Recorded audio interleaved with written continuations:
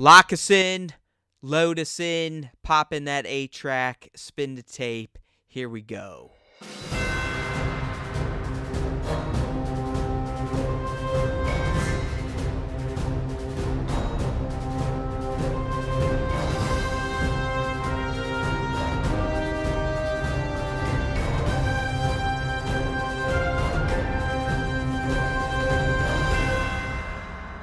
Hey now everyone, welcome back to a brand new episode of the, as in capital T-H-E, Star Wars Time Show. That's right, it's Star Wars Time Show, proper time.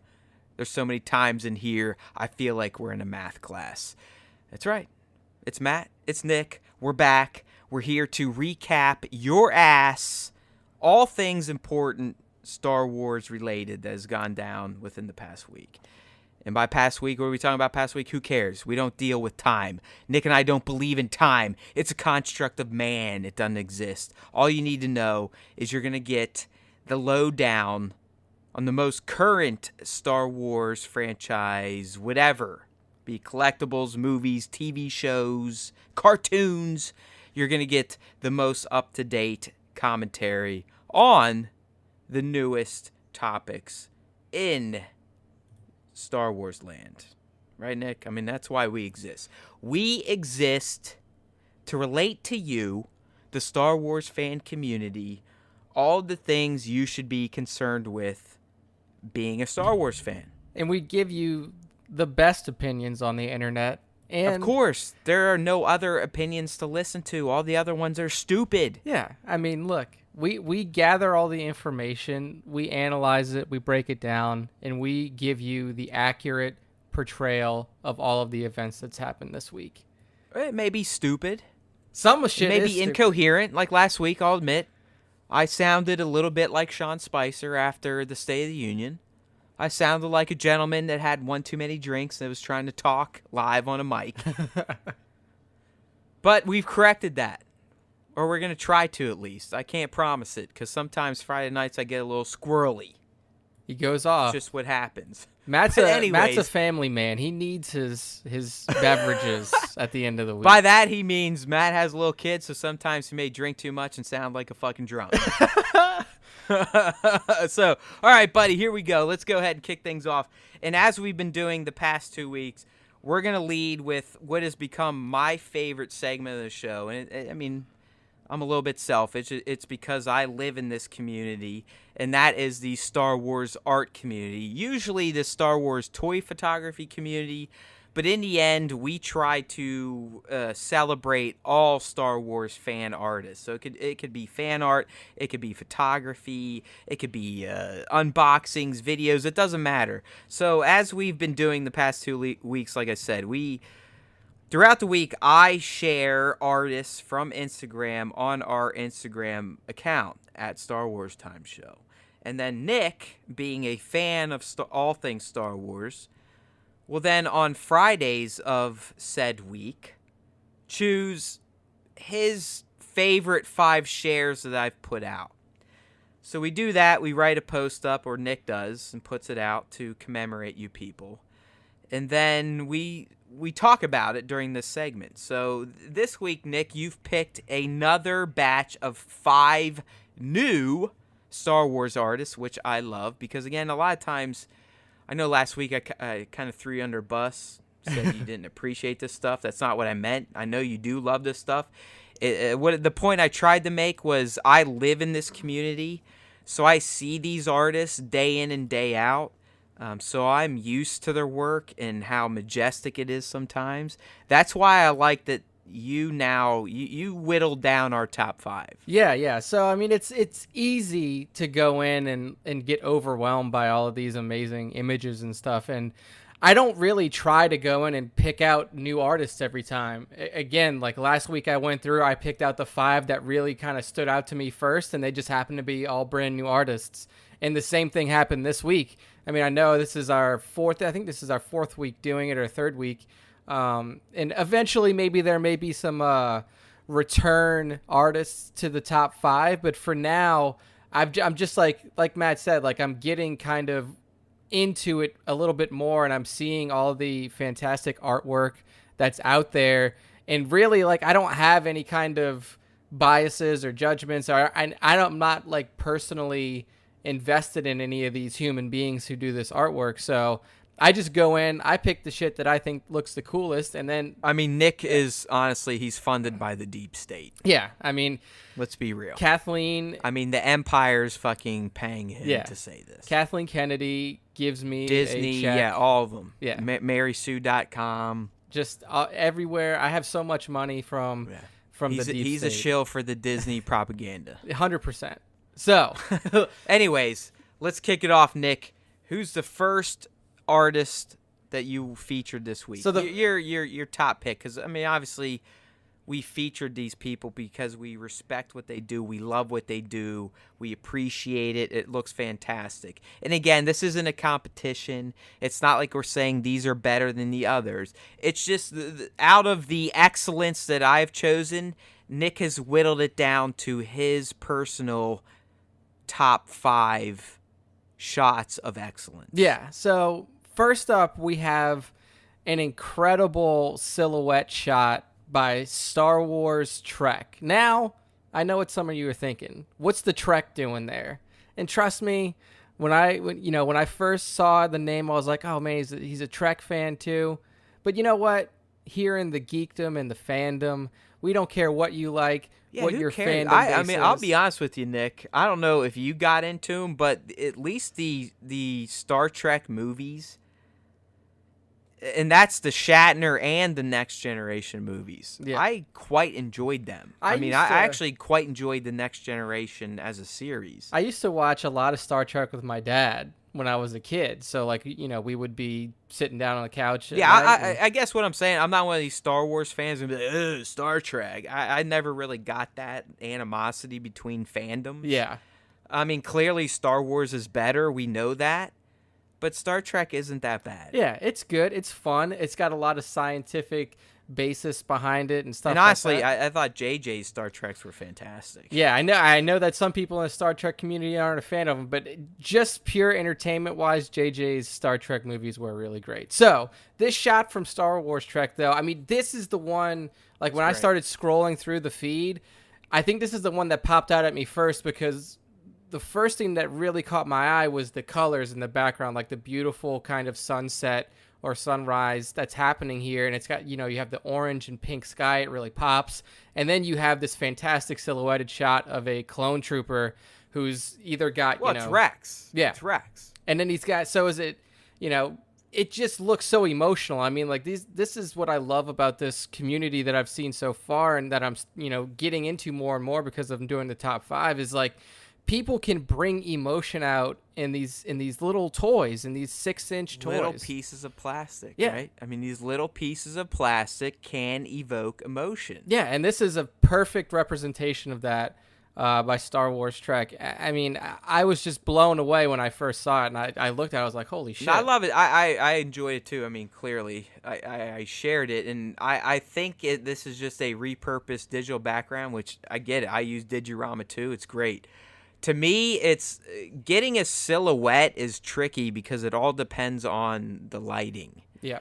It depends on how much light you want to use, how many details you want to show in the figure, and I think there's a perfect balance here of showing enough details so you know who it is, it's Rex, but there's also enough shadow to provide that silhouette look, and it just works perfectly in this shot. Yeah, I mean, you look at him and you see the helmet, and it's just like everything about this shot was fantastic. I really enjoyed the way that it was composed, the way that he captured the essence of the character and just brought out the emotion in it. So very well done, Star Wars Trek, top notch.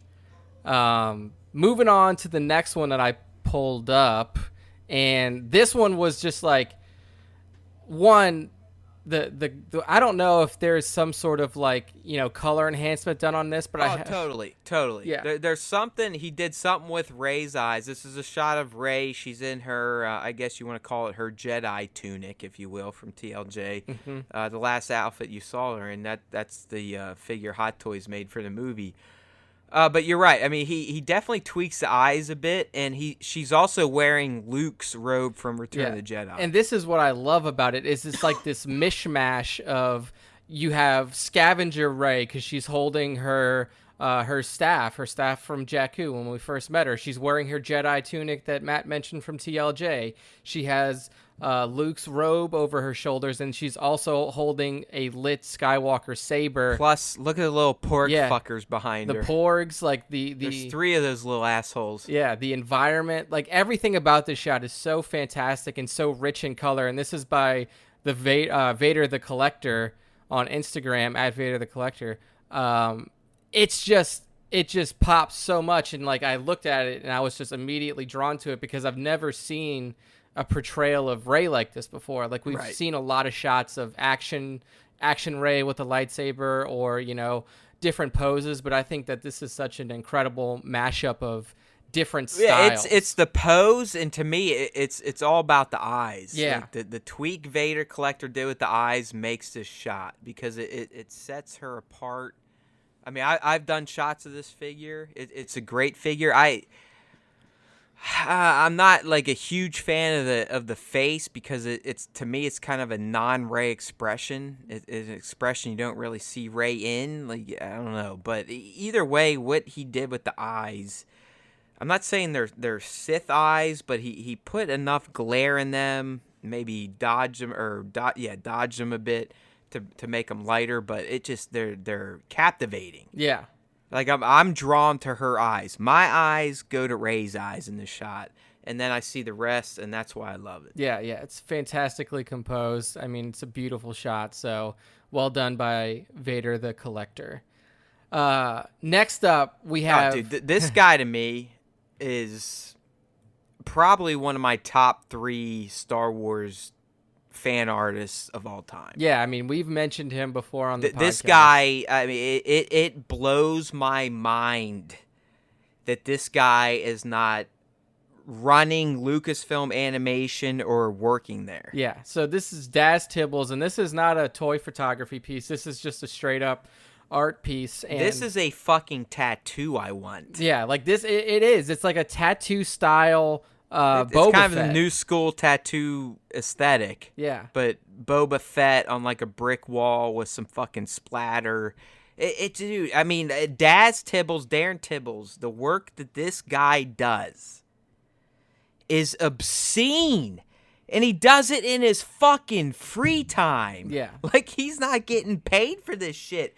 This is a fucking sketch he does on lunch.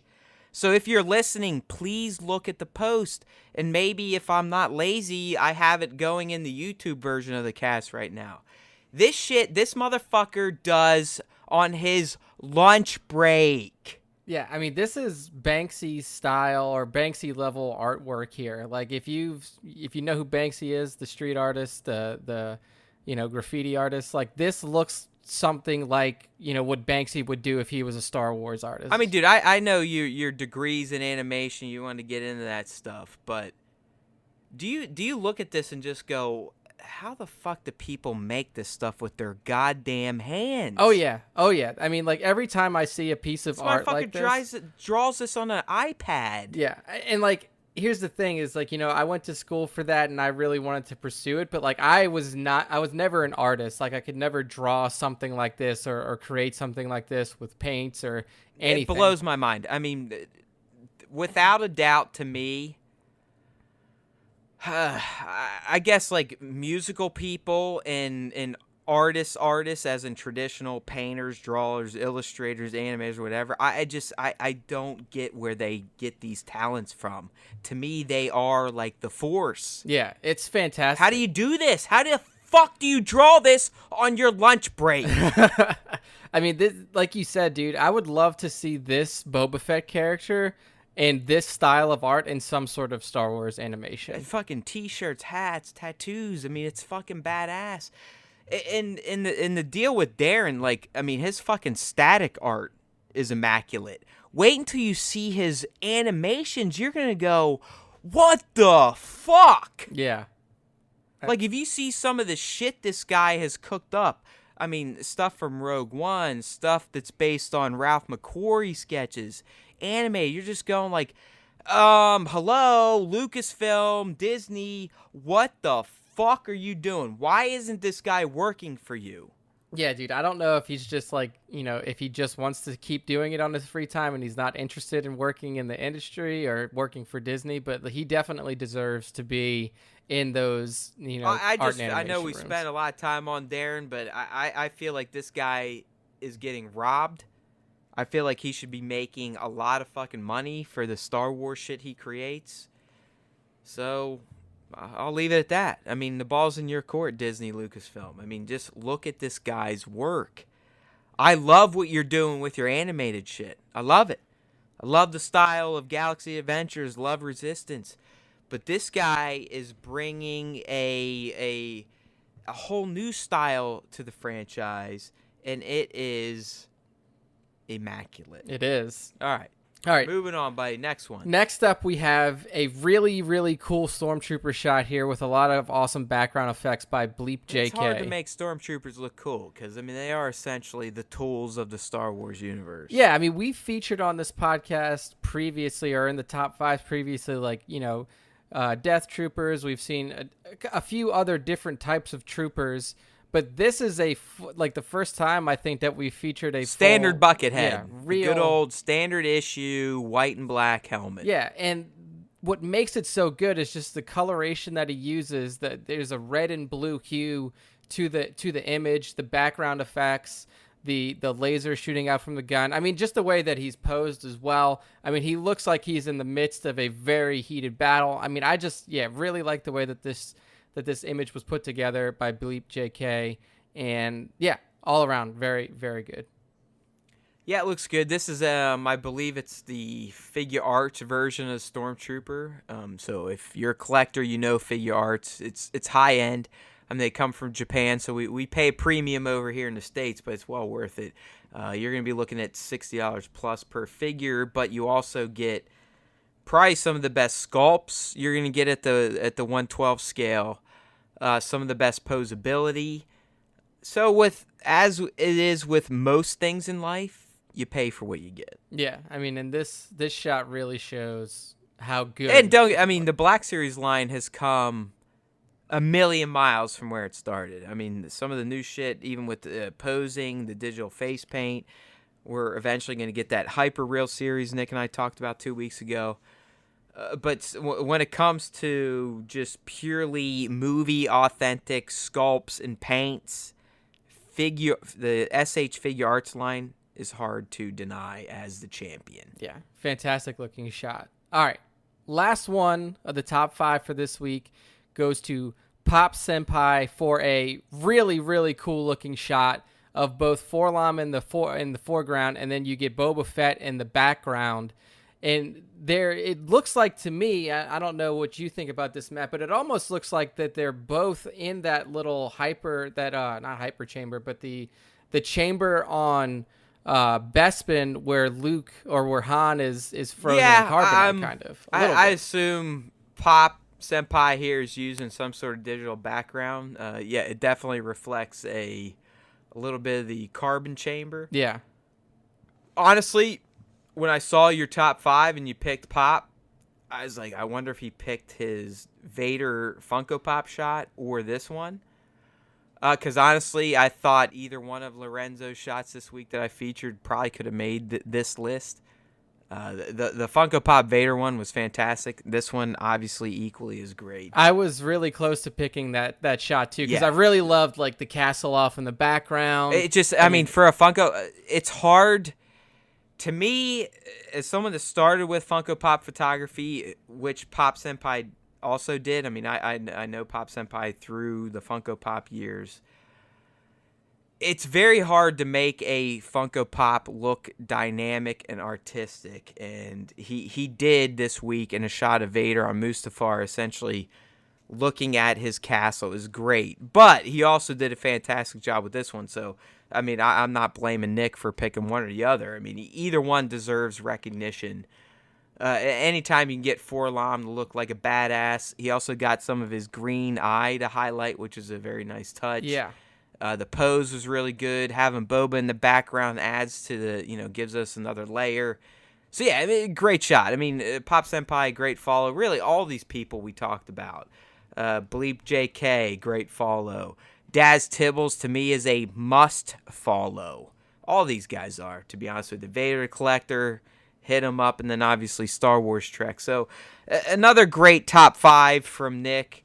Obviously, I love every image we share. I wouldn't share them each week, but I'm glad that Nick is able to whittle them down to really highlight some of the more special shots from the week. So hopefully you artists, you've enjoyed that segment, and fans of Star Wars art, you got a little insights into people you should be checking out. Again, these are all on Instagram, so hit them up. Nick will have it linked in the post if you forget, or if you're too dumb like me and you forget stuff like that within 10 seconds. Yeah, and also if you are an artist out there and you're listening and you want to possibly tag make us. the top 5, use the hashtag Star Wars Hashtag Time Star Show. Wars Time Show, or tag us. We got you.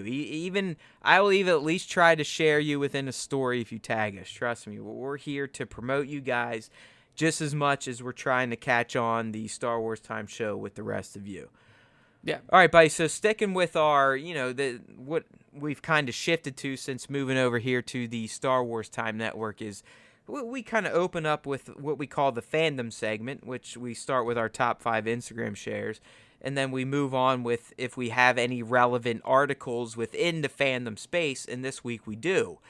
So next up, we've got an update on Star Wars Battlefront 2. This is a game where I really thought that it was probably going to die out relatively quickly after it released. And honestly, I'm surprised at how long this game has been able to sustain its player base and its fandom and its relevance in video games, because, usually stuff like this goes away pretty quick, but this new update is bringing another fantastic Clone Wars character to the battlefield, the battlefront, or as I should say, and that's Anakin Skywalker, Clone Wars Anakin Skywalker. We're not talking Darth Vader here. We're talking Clone Wars era Jedi Knight Anakin Skywalker, and that was revealed via a tweet from one of the developers, Ben Walk, and it shows, the video shows a really cool interaction. It shows what looks like Anakin on Geonosis, or somewhere where the war is taking place. It looks like a Geonosis battlefield, because that's one of the battlegrounds in the game, and he's confronting a previously released hero or villain into Battlefront 2, and that was Count Dooku. Overall, I'm like I said, I'm pretty excited to see how this game continues to progress, especially with all of these fantastic Clone Wars characters coming in, and it's really cool to see somebody like Anakin Skywalker make it in, especially considering, his master's already in there, Obi-Wan Kenobi, his primary villain from Well, dude, it's been the last multiple updates have been layering in Clone Wars stuff. Yeah. I mean, we had Kenobi, Grievous, Dooku, and now you get the chosen one. Yeah, the payoff with Anakin But Skywalker. he is modeled after his Sith look. Yeah, he's wearing He's ROTS Anakin, not AOTC. Yeah, he's wearing the gear that he wore in Revenge of the Sith. Which Kenobi was too, to be honest with you. Yeah, so this is Anakin with his already fully metallic or robotic hand, and he's wearing the glove that he wears in Revenge of the Sith. He's got the mullet, he's got the scar. Yeah, so it's not Kid Anakin from Attack of the Clones. That's not an Anakin that we would want in this game. That's Bozo Anakin. Yeah, so at least we get a more powerful version Dildo of Anakin. Anakin. But by the way, yeah, I found the new Hayden Christensen. Who is it? It's the male lead in Alita Battle Angel. Okay, yeah. I know who you're talking about. It's literally the exact same performance as Hayden's in AOTC, and it's one of the reasons that movie kind of gets pulled down. Oh man, that's so disappointing to hear too. Because I watched for the second time today. It was better the second time, but there are definitely legitimate problems with how the plot's executed, and it's almost like they're like, hey, if you read the manga, you kind of know what's going on. If you didn't, good luck. Yeah, figure it out. We're We're making some broad fucking strokes here with the edit. Yeah, it seems like, and the funny thing to me about that movie is it was advertised for such a long time before it released, and I got hyped for it, and then they stopped advertising it, and I was like, oh, okay, I guess it went away. No, it's good. I mean, dude, visually it's awesome.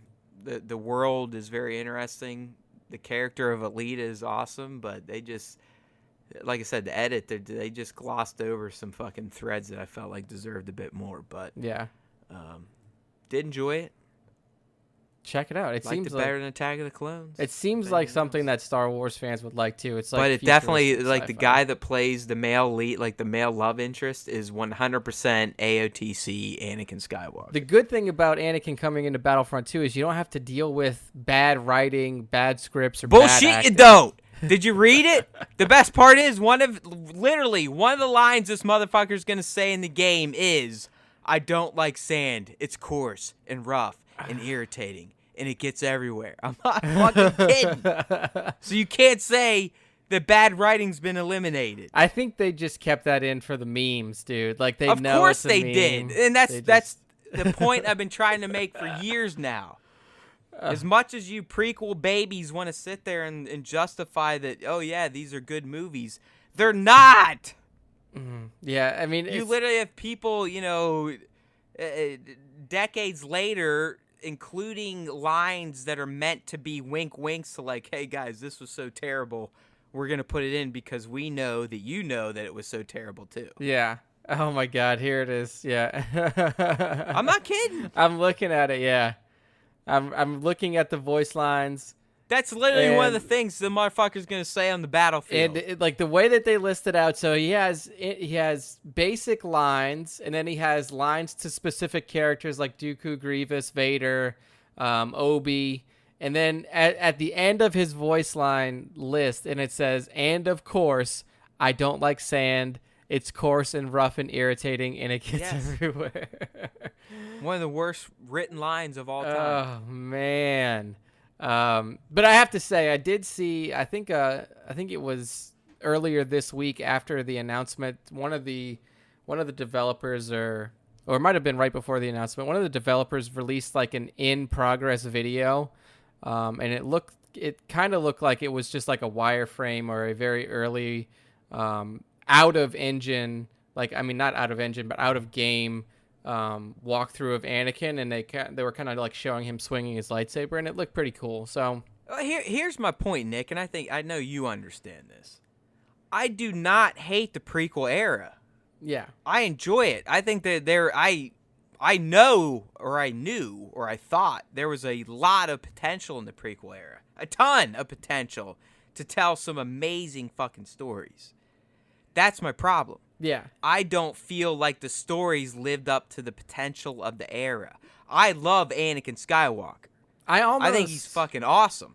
But I think the true Anakin Skywalker was captured in the Clone Wars and not in the movies. Yeah, I almost wish that we would have an extension of the Clone Wars that goes between episode 1 and 2, because I feel like there's a lot of growth for Anakin as a kid and as a person in that time period, and we've never seen it. So if you think about the time frame jump, you have almost a 10-year jump.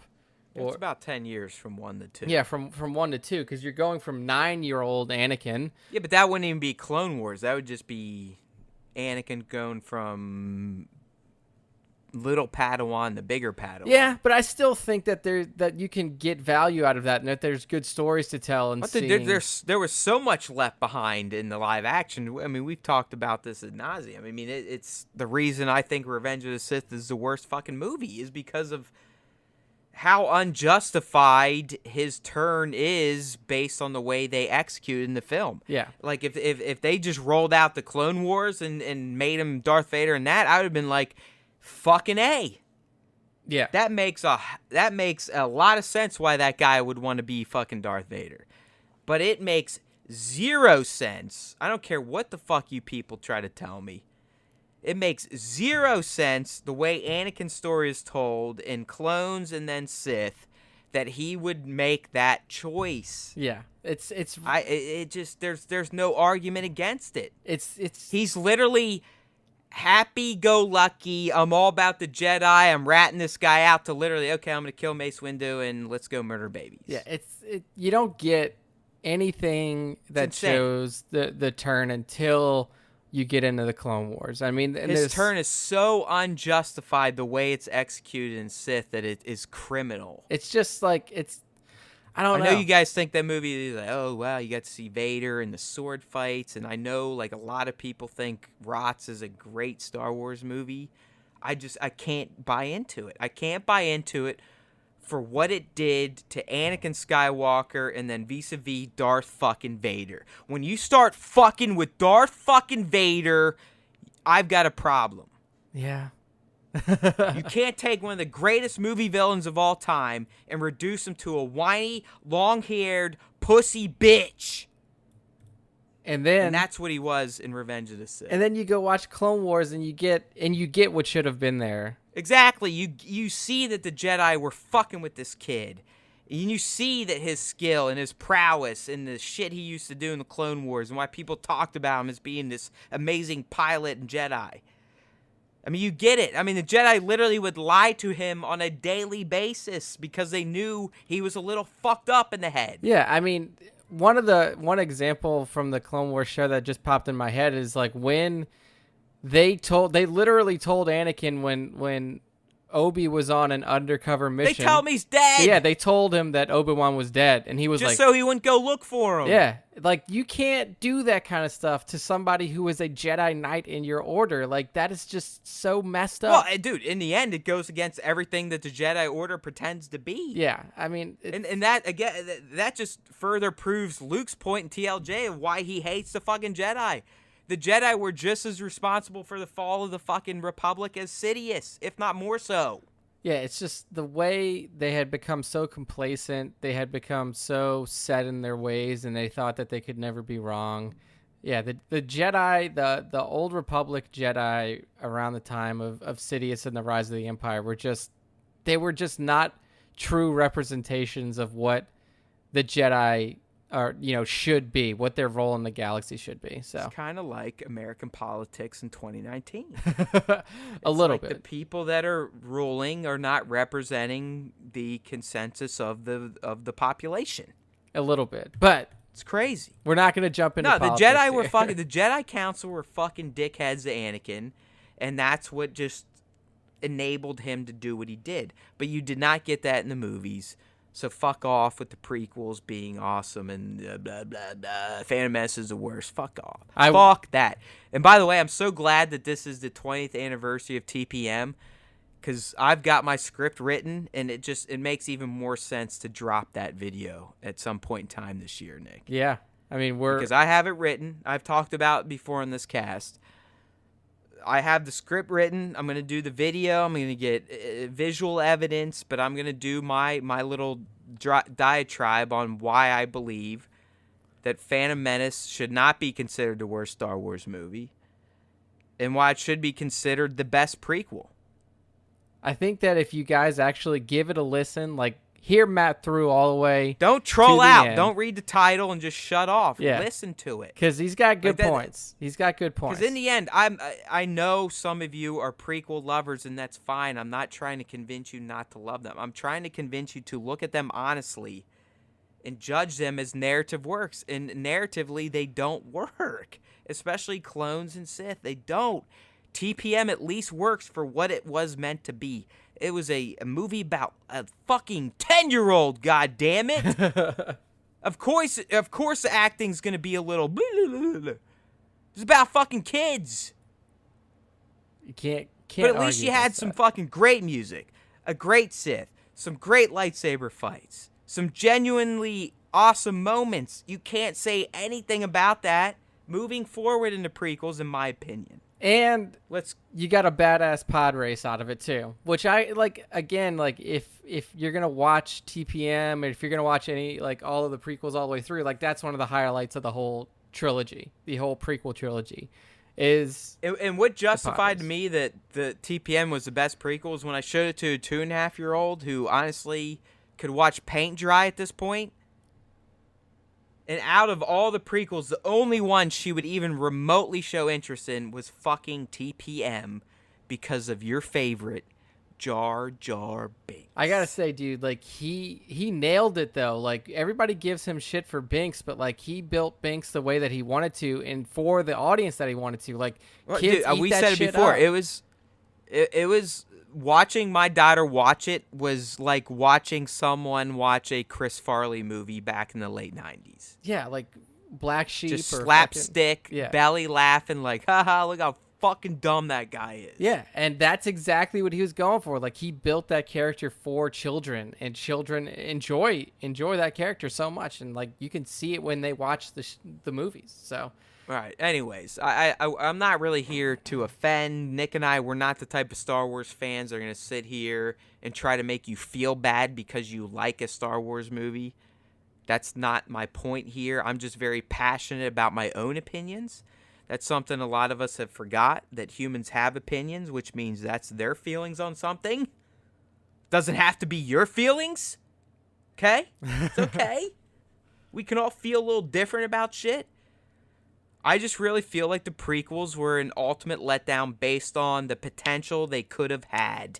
I mean, you're talking to a kid that only got to see one of the original Star Wars movies in theaters as a 3-year-old, so when I knew that we were going to get a new trilogy, and I was going to be in my teens and 20s, and I could fully appreciate them and get that experience of going to new Star Wars movies in a theater, I was so fucking pumped.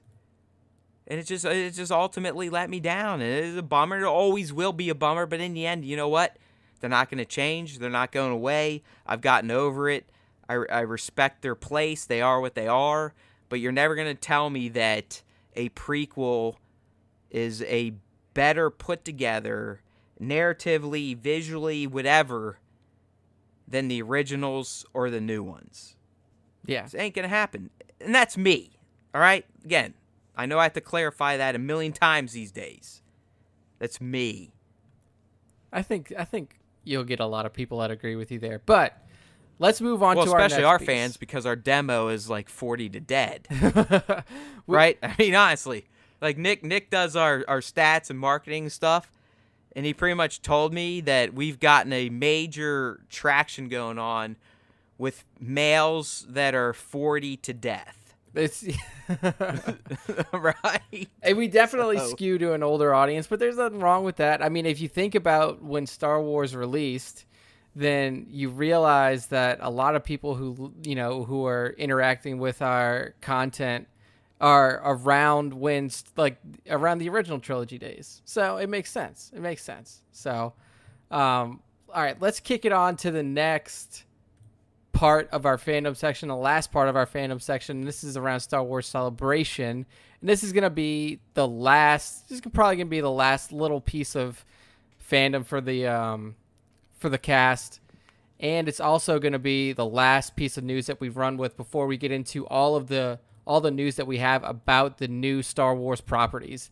So basically today, they announced that a new set of pins for Star Wars Celebration are going to be coming out. Today is February 22nd, and there's going to be 3 sets of pins, and there's 4 pins in each of them. They revealed the first one today, and I have to say that they look pretty good.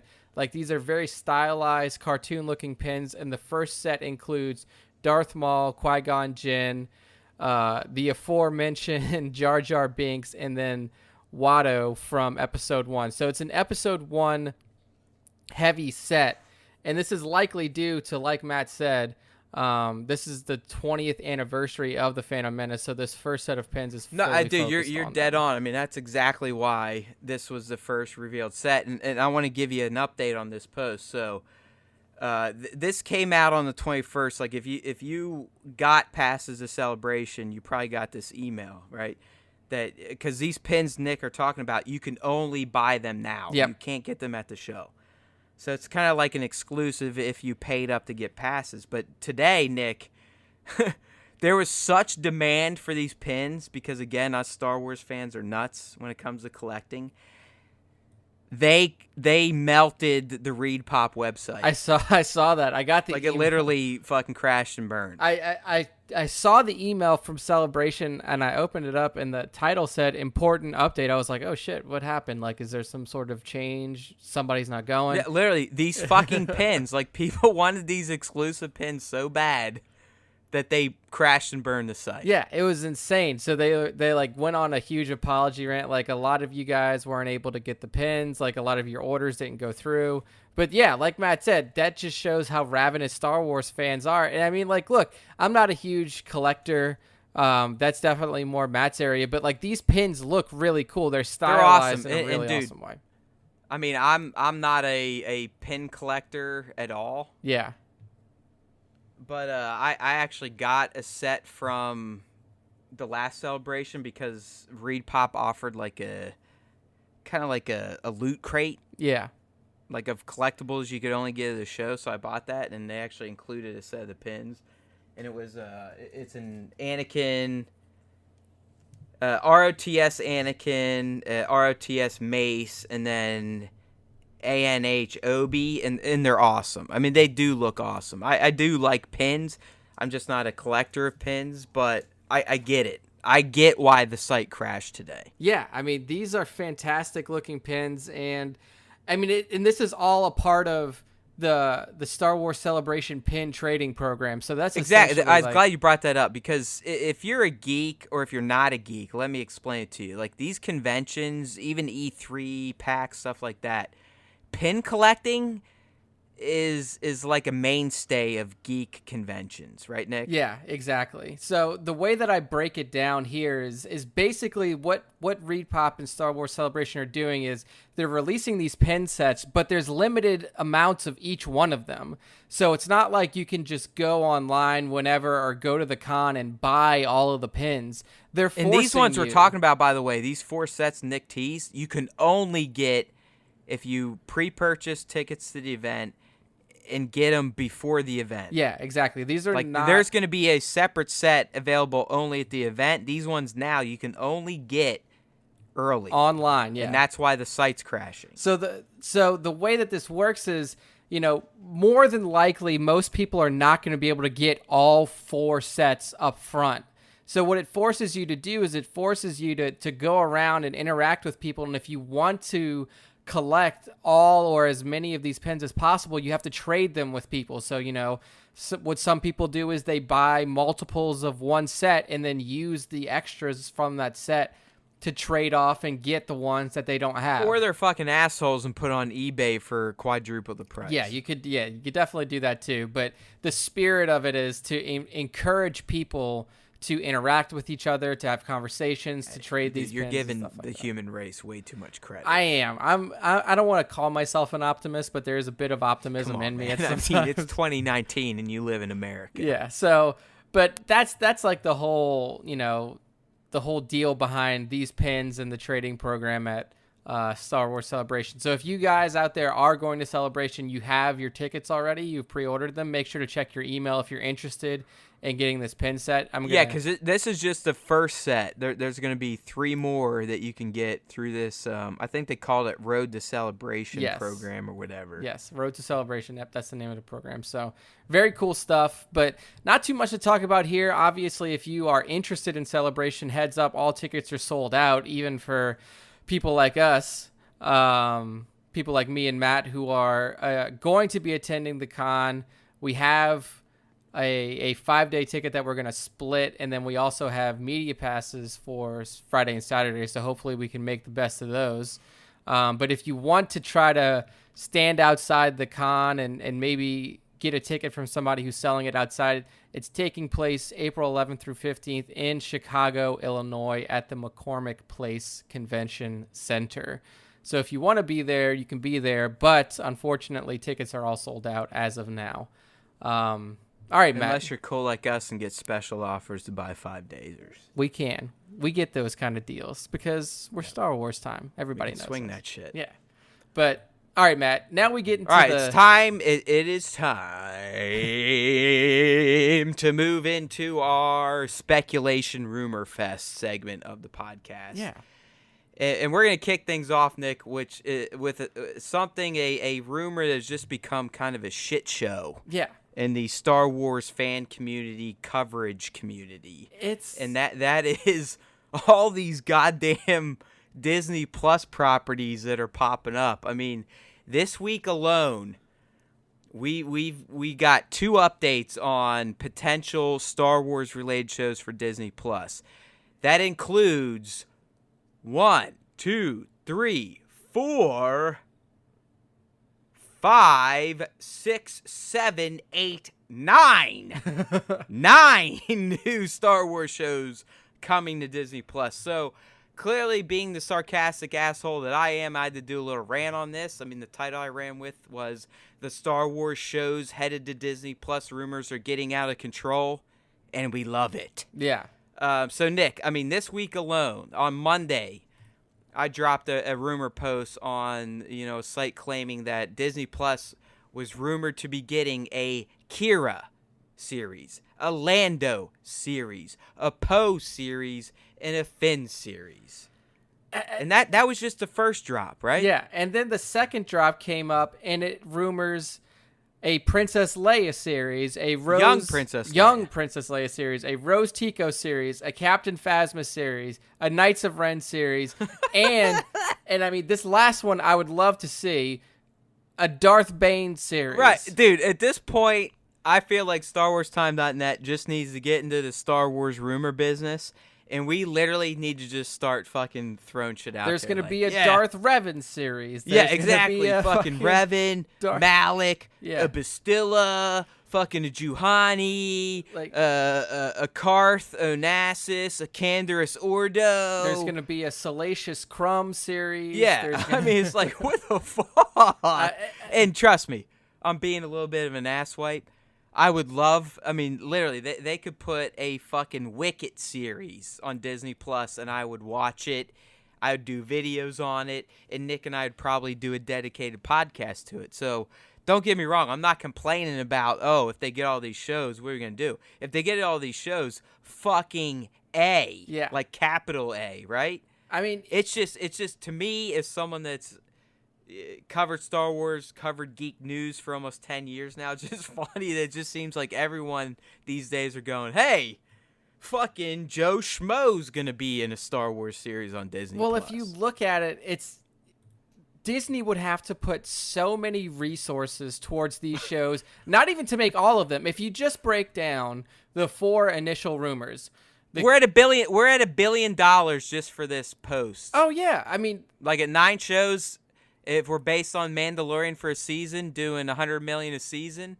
Yeah, it's $1 billion. We're at $1 billion so far. Yeah, and then also the thing that really gives you perspective into some of these rumors and why they're probably not true is one of 2 things would have to happen. They would either have to get the actor or actress that played that person in the movie. So for Kira, you have to get Emilia Clarke. Lando, you have to get fucking Donald Glover. Poe, you have to get Oscar. And then Finn, you have to get Boyega for TV series, or you have to recast them.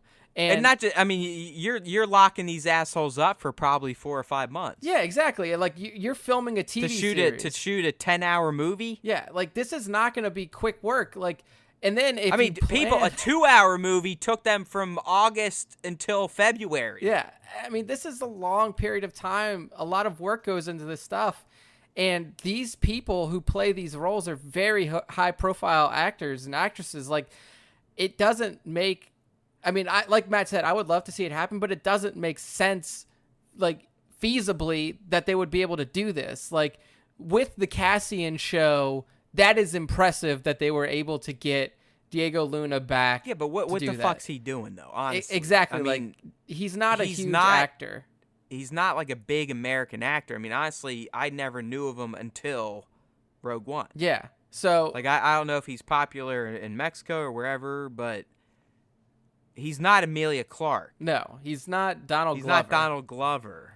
And I mean, we've all seen the careers of Oscar Isaac, of all of these people, like, explode recently, especially Oscar Isaac and John Boyega. I mean, Boyega was in the second Pacific Rim movie, which did very well at the box office. I mean, Oscar among any of them is probably the most, I don't want to say in demand, but he's the busiest. Yeah, I mean, he's got a I brand mean, new that movie guy coming out on probably Netflix. he does about 4 or 5 feature films a year now, I'd say. Yeah, and look, I'm not saying that I wouldn't like to see this. I would love to see this, but it's just hard to Right. believe. Now, these other ones, the other 5 that we mentioned, Well, Nick, what are these to you? I mean, I honestly feel like these are just sites trying to will potential Star Wars story movies into Disney Plus shows now. I mean, I think what happened is that there was such, if we go back about 7-8 months ago, there was such a huge fan swell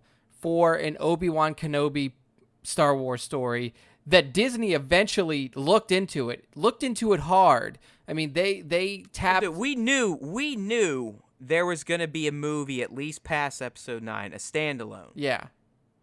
I mean, we even knew, I mean, it's official, they canceled a Tatooine-centric film. Who knows what it's going to be about? Is it part of The Mandalorian? Is The Mandalorian part of Star Wars 1313 video game? Who knows? Is it both? Probably. But we knew there was going to be at least one more standalone movie after Solo, if not another Solo movie. But after the Solo debacle, it now seems like, just based on these rumors and whatever, is it fans? Is it Disney putting the shit out there?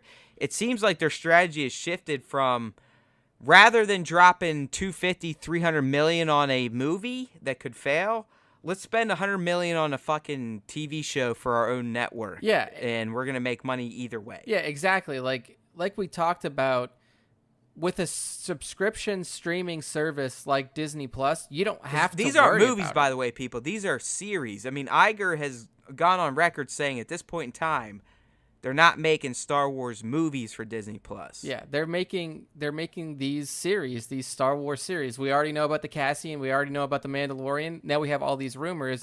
I think a lot of these rumors are fans, like you said, trying to will it into existence. Of course it is. And it's just Darth Bane. I mean, where the fuck does that come from? So I will say this, that a Bane, I love the Bane trilogy of books. Of course, but you're Captain EU. I know, but also here's what Darth Bane series would give to the greater Star Wars context, is that Darth Bane is the reason that the line in episode 1, there's only 2, exists. You know, there's one is he master, not one considered the most, or one of the most powerful Sith of all time? Oh, yeah. In terms of raw power. Absolutely. Like, he's absolutely. Like, you have to argue that Palpatine could be the most cunning Sith of all time. Yeah.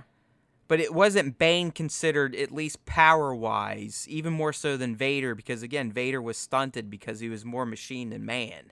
So a lot of people forget, like, Vader was a shell of himself. Yeah. He was a nothing. He was nothing what he could have been, what Palpatine thought Anakin could have been after Obi-Wan fucking decimated his ass. But Bane, to my limited knowledge of the EU, is essentially considered the greatest, most powerful Sith of all time. I mean, so, like, here's a little look into Darth Bane's power. Essentially, when he first rose to prominence as a Sith, it was during a time where there were hundreds of Jedi and Sith. There were Jedi and Sith. Well, yeah, the Sith were a on. bunch of fucking assholes. Yeah, but he was able to wipe out an entire battlefield of both Jedi and Sith by himself, by using his body as a conductor for force, like for force lightning, and essentially wiped out an entire battlefield with it. And then also he was able to construct this for all of the living Sith left, because his mission, this is obviously old EU stories, but his mission was to wipe out. By the way, this is why we pay Nick the big bucks for these fucking deep dives into the EU. Yeah, into the old EU canon. But essentially what he did was he created what was called a thought bomb, and he put it in this cave, and all of the, like, he drew all of the remaining living Sith there, and this thought bomb basically sucked their souls out, so that it killed the body and it trapped their souls inside of this cave.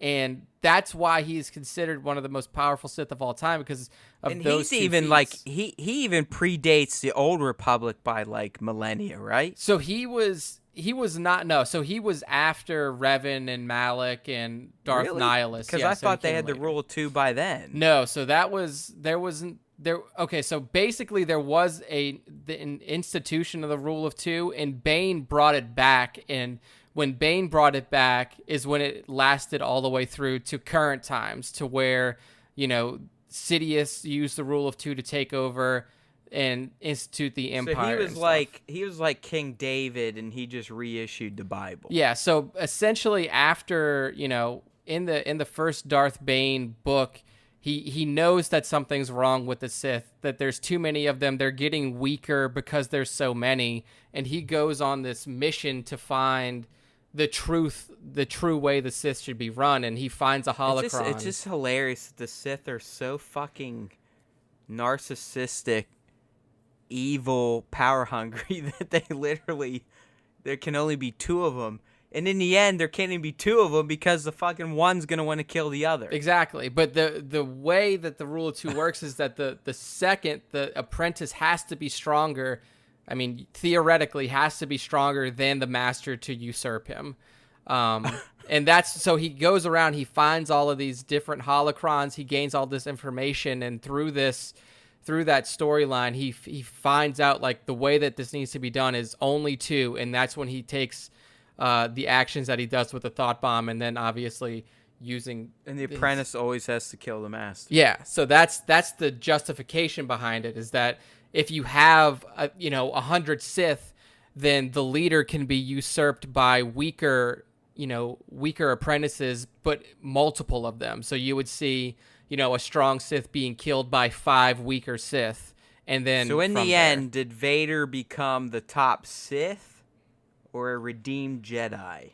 I think, in my opinion, Vader was the redeemed Jedi. Like, he didn't take out, Palpatine with the intention of becoming the new leader of the Sith. That was the right answer. I was just testing you. Yeah, but yeah, so I would love a Darth Bane series because there's so much interesting stuff to cover. But again, like, he is canon now because he's mentioned and he's brought up in other places in what is canon now, like including Clone Wars and stuff like that. But the story they would tell would obviously be different from the books that Drew Karpyshyn wrote, probably more than a decade ago at this point. Fantastic book series, fantastic character all around.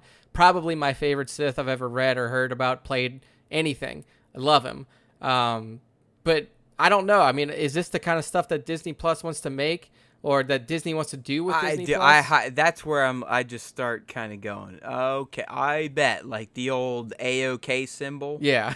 You got it, guys. Darth Bane, random EU shit. Yeah, that's definitely going to be it. And, I mean, like, with that being said, I could see some of these others being made because I think that Disney wants to stick to familiar people at first. Of course they do. Or familiar timelines, at least, with The Mandalorian. Dude, the random shit for us nuts, that's going to be relegated to comic books, novels, whatever.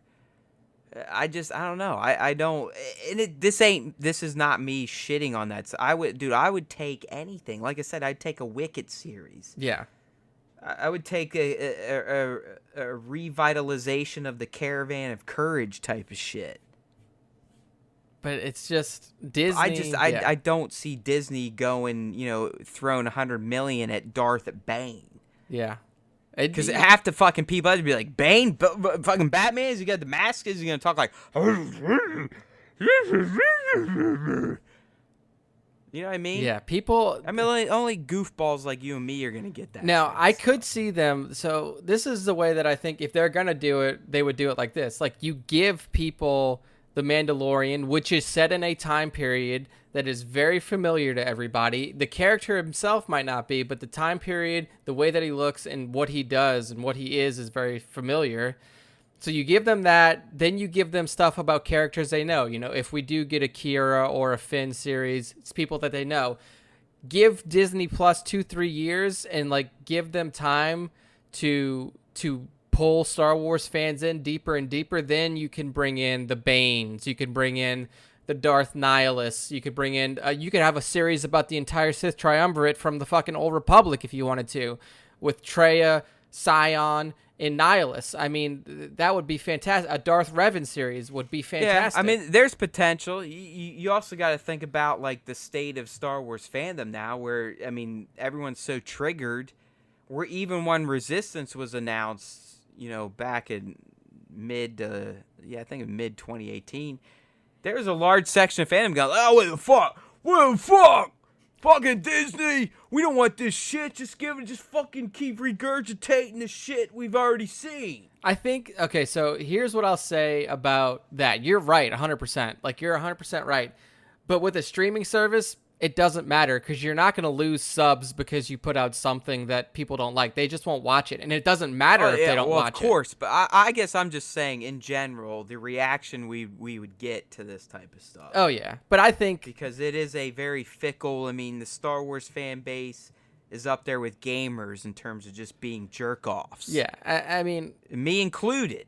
I think that now Disney just probably doesn't fucking care. They're like, whatever. Like, why should they? I mean, they sit there and pretend like they failed on Solo. It's like, big deal. You lost like $50 million. To you, that's literally 50 cents. Yeah, and then like the failure of Solo is, like we've discussed many times here, that was mostly bullshit. Disney's You fault. can't even say it's a failure. Fuck off, failure. Fuck you people. Yeah, like the box office good for movie. Solo. You guys are just a bunch of fucking assholes. Yeah, not all you people. You know who I'm talking to. The box office for it was low because of when they chose to release it, not because of the quality of that movie. The quality of the movie was very good. Anyway, yeah, like you said, your rant was kind of, one, you were spot on saying that, like, it's getting out of control. Like you said, it's just everybody is now throwing any idea they have against a wall to see if it sticks, or just because there's nobody out there who can confirm or deny that any of this shit actually is happening. Well, it just makes me feel like we need to just start fucking throwing shit out there. Like, zero consequences. It doesn't matter. Just fucking throw it out. Yeah. Well, like, if you know it's going to get a click or a reaction, let's do it. Yeah. I mean, that's where we're at in this point in time. Next week, you'll see on Star Wars Time a rumor of a, Billy D is Snoke. Yeah, Billy D. Williams revealed as Lando is Snoke. Or you'll get a rumor about a, let's see, what Rey and character? Kylo have a secret love child, and his name is Jaden. That would be dope. Yeah. Oh man, yeah. You could keep an eye out for the new Star Wars Time rumor mill that's literally where we're at, and we're right here. And this comes our next topic. Again, it just feels hollow at this point. Yeah, this is right, Nick. I mean, it's like we're getting all these big big this, big news, big episode 9, big this, and then nothing fucking happens. Yeah, so this is a tweet that we get directly from official Star Wars Twitter. So this is the official Star Wars UK Twitter, and this is the official Star Wars Twitter from the Netherlands. And this is from the 16th, like almost a week ago. Yeah, 6 days ago, they put out a GIF, and it is of Anakin. It's like a split GIF where it's Anakin Skywalker on the top. So it's like a terrible Star Wars movie and then a great one. Yeah, so you have Anakin from Revenge of the Sith, and then you have at the bottom A New Hope with Han and Luke on the Falcon, and it says, "This is where the fun begins," because they both say that in their respective movies. And then the tag for the tweet is, or the text for the tweet is, "The calm before the galactic storm." So when people saw this, everybody blew up. They're like, holy shit, the calm before the storm, what's going to happen? Yeah, we did too. Yeah, again, we're not trying to put ourselves above other Star Wars fan sites. Yeah. We're just as big as bozos. The only thing we haven't started doing yet is just pulling shit out of our ass and saying it's true. Yeah, straight making stuff up. But I mean, like, essentially when this tweet came out, like you said, Matt, even we picked it up and we're like, could this be a hint about a title drop? Could this be it's a blue teaser? checkmark tweet. Yeah.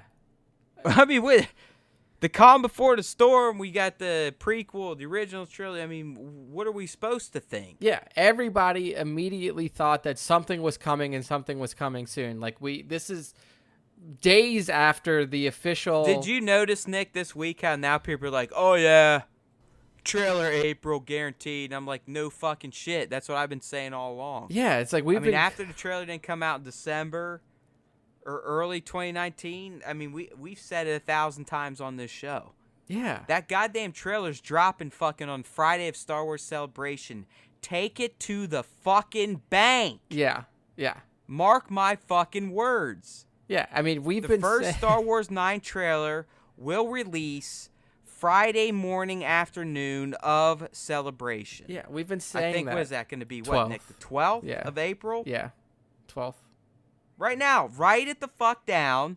And when it happens, come back and say, holy shit, you guys actually know what the fuck you're talking about. And we'll appreciate you for that. It doesn't take sources. It just takes common knowledge. Like, right. Look at what people mark it down. I'm going out on a limb. I'm saying it right now, and I've said it before. The trailer is coming April 12th. Yeah. So, I mean, just look at why we're picking this date. One, Star Wars Celebration this year is the 20th anniversary of Celebration. It's the 20th celebration they've ever done. It's the 20th anniversary of the Phantom Menace. It's the release of the final Skywalker saga film, and it is a celebration that is completely going to be completely dedicated. By the way, that. TLJ's first trailer debuted on Friday of Celebration Week. And then, it's just obvious stuff. So, there's a lot of speculation that's still flying around about when we'll get the title drop and everything like that. I'm still sticking to my guns. I think we'll know the title prior to Celebration. I think so too. There's too many marketing opportunities to pass up. Yeah. And in terms of t-shirts, posters, whatever. Yeah. So, and when this tweet went up, I wrote this post and I was like, could it be the trailer, the teaser trailer drop? Could it be the title drop coming? But nothing has come from it yet, unless they're planning on releasing something very soon. It seems like this tweet may have been either sent out in error or was just a straight tease to all of us fans. No, they're yanking our collective Star Wars chains at this point. Yeah. So the big news was that there was no news except a very misleading tweet. Yeah. Yeah, so there actually was no big news. It was just a fucking dumb tweet that Star Wars kind of made us all look like idiots. Yeah, I mean, they might have done that, like Star Wars UK, and then like why the fuck not? Fran. I mean, it was a major story on the 18th or 17th or whatever. Yeah, I mean, this tweet has. I mean, it's. Marketing people for Star Wars movies have the easiest job of all time. Yeah, like you don't have to do anything. You literally just have to say Star Wars 9 big. Yeah. There you go. You just have to say something, and that's it. Done. Like anytime something official well, really, our last story, Nick, is the epitome of that. Yeah, exactly. You just have to say something. So this is a story that we didn't even write up. Funny. Like, we didn't even put it on the site because as soon as I saw this, I was like, this is trash in a bag. So right. Well, this to me was rant worthy. Just didn't have the time to do it. Yeah.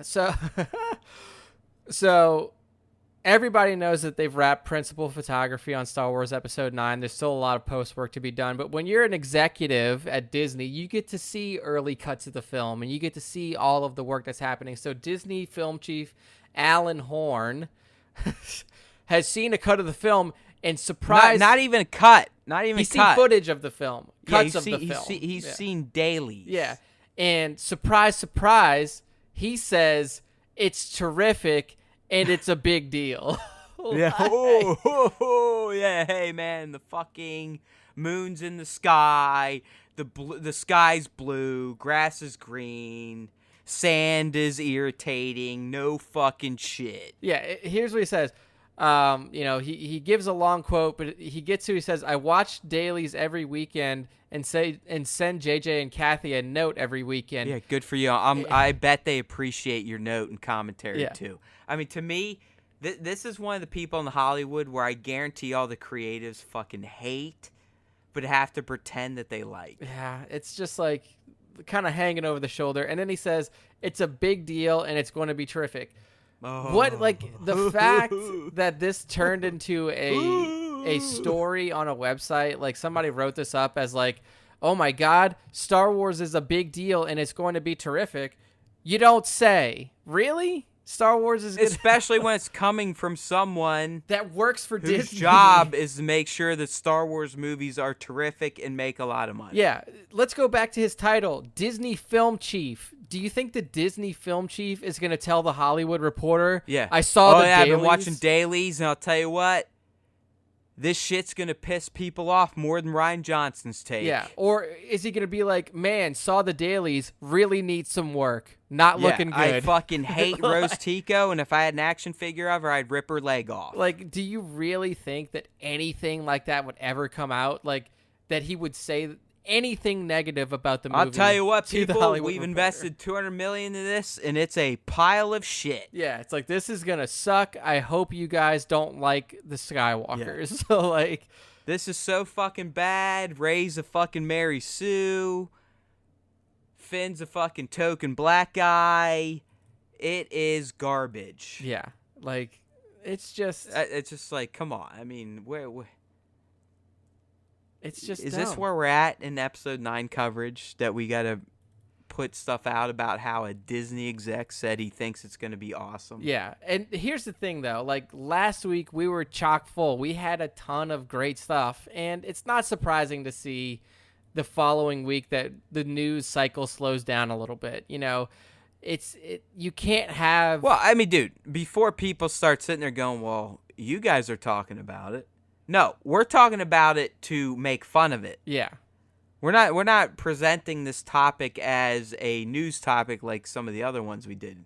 Yeah. This is, man, we are the Star Wars community is so hungry for anything that people will literally put out shit like this, like it is relevant. Yeah. So again, I mean, in the end, this is the epitome of the clickbait. Because people, like, it also goes to show that people... I clicked on it, people for Christ's want sake. Star Wars no matter what. Like, it doesn't matter if it's just, like, nothingness. That people want to know about it. The title says it's a big deal. Yeah. Well, no shit. It's should be the last Skywalker movie ever. Yeah. I mean, it could be the worst of all time, and it's still a big deal yeah. for Star Wars fans. Technically correct, yes. So, I mean, really, the title... I mean, the prequels were a big deal, and they're a fucking disaster, right? Exactly, yeah. You have an entire prequel trilogy that is a giant deal to Star Wars because it is 1/3 of all Star Wars stories ever told on live-action film. I mean, it's a big deal. They were supposed to tell us why this man in a dark armored costume shows up in A New Hope and basically kicks ass and takes names. Yeah. And it's a big deal. Not terrific, big deal though. So, I mean, I think Matt yeah, you're right. At least episode 9 is being described as terrific in addition to being a big deal. Yeah. So, again, this is probably just it's for Nick and I to just fucking be assholes. Yeah. I mean, yeah, we pretend we're not asshole Star Wars fans, and we're not in terms of the movies and shitting on people's opinions, but at least I am. I'm definitely an asshole when it comes to kind of poking fun at some of the titles sites run with sometimes. Yeah. It's I don't know. This title should really read Star Wars Episode 9, very obvious information inside. Like, come on. Well, that was, like I said, we didn't post this because it didn't make sense to post, but it made perfect sense for a rant. Yeah.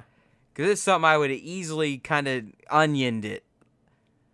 You know, like, Disney exec says Star Wars Episode 9 is a big deal. No shit, Sherlock. Yeah, I mean, and like the thing, like, I'm not going to, shit on the person who wrote this or anything like that because he probably has to write a certain amount of articles per week. Of course, this guy's got, I mean, Patrick, he's probably got a quote he's got to hit every day. Yeah, so, he's got to put stuff out there, but like... do what you got to do. I get it. I've been doing this shit for almost 10 years, but at some point, I've made a conscious decision to just not throw up nothingness. Nonsense like this. It really isn't anything more than a title.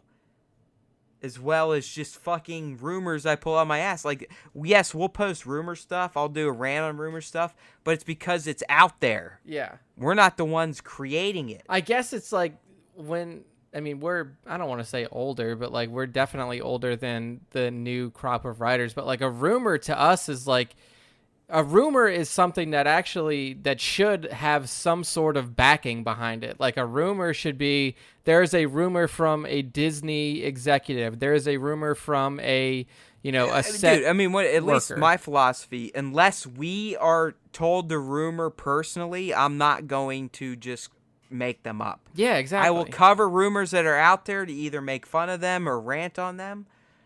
But I honestly think there are sites these days, especially this week with all the Disney Plus stuff, they're just like, okay, we know what's going on in Star Wars land. We see what's trending. Let's just go ahead and cook something up. Yeah, we'll make our own rumor. And it doesn't, like, and the thing is like, you can do that because it doesn't matter if you're wrong. Like, No, it doesn't matter. I could sit here. I mean, Punisher got canceled this week. You called it a long time on Entertainment ago. Buddha, I literally posted that 2 or 3 months ago because I have a legit source.